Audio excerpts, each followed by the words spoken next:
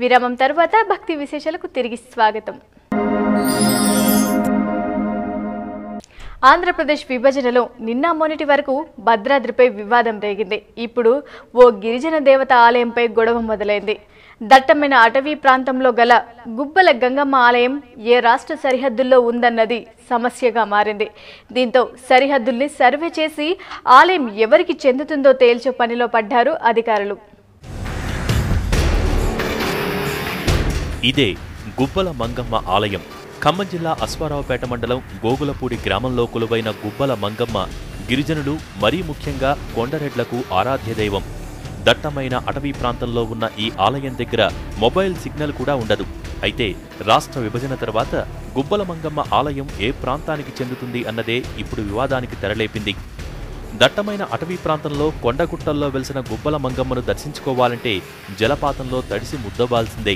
అయితే గిరిజనులతో పాటు చాలామంది భక్తులు ఈ అమ్మవారి దర్శనానికి వెళ్తుంటారు. అలా ప్రకృతి రమణీయ ప్రదేశంలో ఉన్న ఈ దేవాలయం పర్యాటక కేంద్రంగా కూడా ఇప్పుడిప్పుడే ప్రాచుర్యం పొందుతోంది. గుబ్బల మంగమ్మను దర్శించుకుంటే కోరుకున్న కోరికలు తీరుతాయని చాలామంది నమ్మకం. దీంతో ఆది, మంగళ, గురువారాల్లో అమ్మవారి దర్శనానికి వచ్చేవారు అంతకంతకు పెరుగుతున్నారు. గోగులపూడి మొత్తం కొండరెడ్లే ఉంటారు. వాళ్లే ఈ దేవాలయ నిర్వహణ చూసుకుంటున్నారు. అమ్మవారికి వచ్చే ఆదాయాన్ని గతంలో వాళ్లే పంచుకునేవాళ్లు. మిగిలిన మొత్తాన్ని ఆలయ అభివృద్ధికి వాడేవారు. గుబ్బల మంగమ్మ ఆలయానికి వచ్చే ఆదాయం ఇటీవలి కాలంలో బాగా పెరిగింది.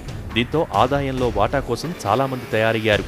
ఇప్పుడు రాష్ట్ర విభజన జరిగేసరికి ఈ ఆలయం ఏ ప్రాంత పరిధిలోకి వస్తుందన్న వివాదానికి తెరలేచింది.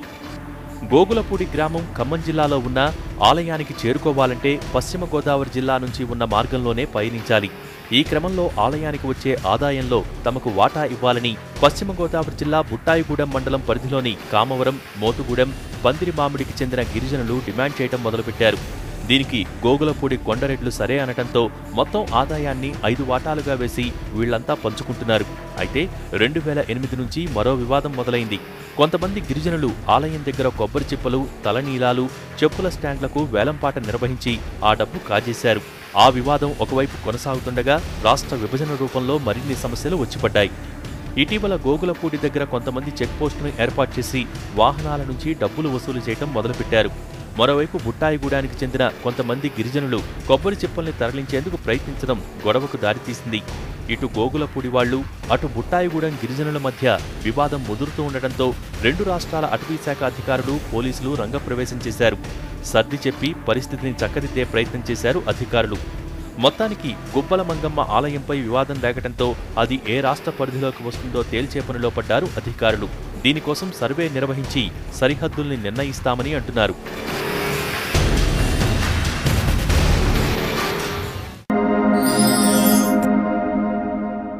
హైదరాబాద్ తారామతి బారాదరిలో తెలంగాణ ఆర్ట్స్ పేరిట పెయింటింగ్ ఫెస్టివల్ ఘనంగా జరిగింది. 3 రోజుల పాటు జరిగిన ఈ ఆర్ట్ షోలో 90 మందికి పైగా చిత్రకారులు వేసిన చిత్రాలు ప్రేక్షకుల్ని కట్టిపడేశాయి.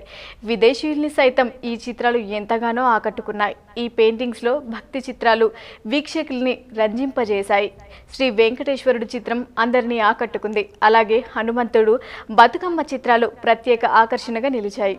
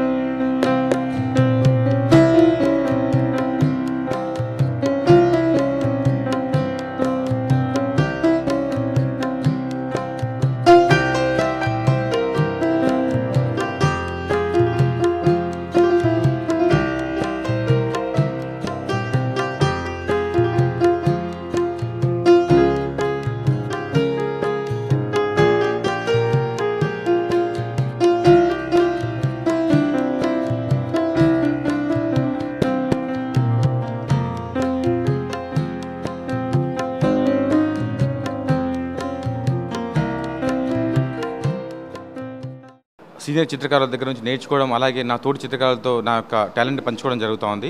ఈ యొక్క చిత్రకళా క్యాంప్లో నేను 2 అంశాలు చేశాను. ఒకటి బతుకమ్మ పండుగ గురించి యువతులు బతుకమ్మలు తీసుకెళ్లే ఒక సన్నివేశాన్ని చిత్రించాను.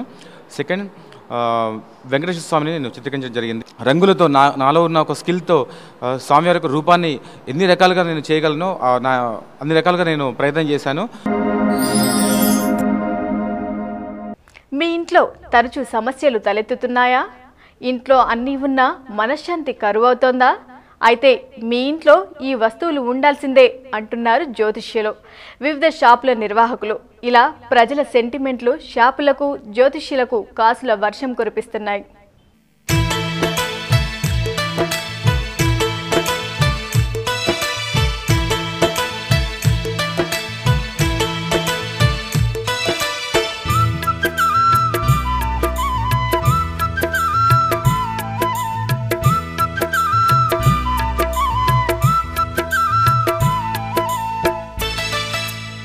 భక్తి ఇప్పుడు నమ్మకాల చుట్టూ తిరుగుతోంది.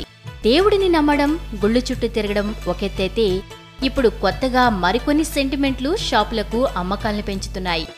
కొన్ని వస్తువులు మనింట్లో ఉంటే అంతా శుభమే జరుగుతుందని అత్యధిక ప్రజలు భావిస్తున్నారు. ఎలాంటి సమస్యల నుంచైనా గట్టెక్కించే ఆధ్యాత్మిక యంత్రాలుగా, ఆధునిక వస్తువులుగా షాపుల్లో ప్రచారం జరుగుతోంది. వివిధ రకాల యంత్రాలు, కవచ యంత్రాలు, శివలింగ జలధారి, క్రిస్టల్స్ తో తయారైన వివిధ వస్తువులు ఇప్పుడు మార్కెట్ను ముంచెత్తుతున్నాయి. ఇంతకుముందు యంత్రాలన్నీ రాగి లేదా పంచలోహాలతో తయారయ్యేవి. ప్రస్తుత తరంలో స్ఫటికం లేదా క్రిస్టల్ కు ప్రాధాన్యం పెరిగింది. వీటితో తయారైన యంత్రాలకు గిరాకీ ఏర్పడింది.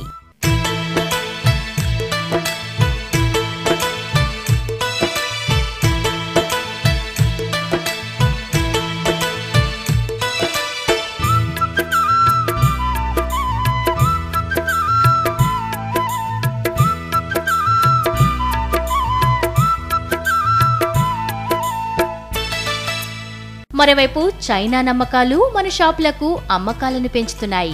China feng shui, laughing Buddha, feng shui bell, coin, lucky frog, money tree, lucky bamboo, education tower వంటి వస్తువులకు గిరాకీ పెరుగుతోంది. ఇవి ఇంట్లో ఉంటే అంతా మంచే జరుగుతుందనే ప్రచారం ప్రజల్ని ఆ వస్తువుల పట్ల ఆకర్షితులయ్యేలా చేస్తున్నాయి.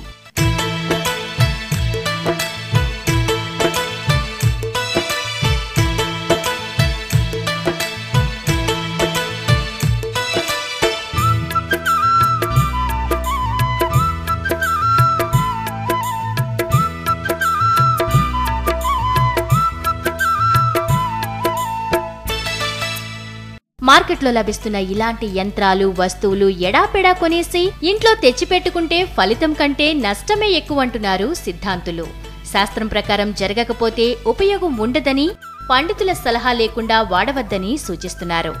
భక్తి లేకుండా వస్తువుల ద్వారా ప్రయోజనమే ఉండదని ఆధ్యాత్మికవేత్తలు సూచిస్తున్నారు. కాబట్టి తస్మత్ జాగ్రత్త.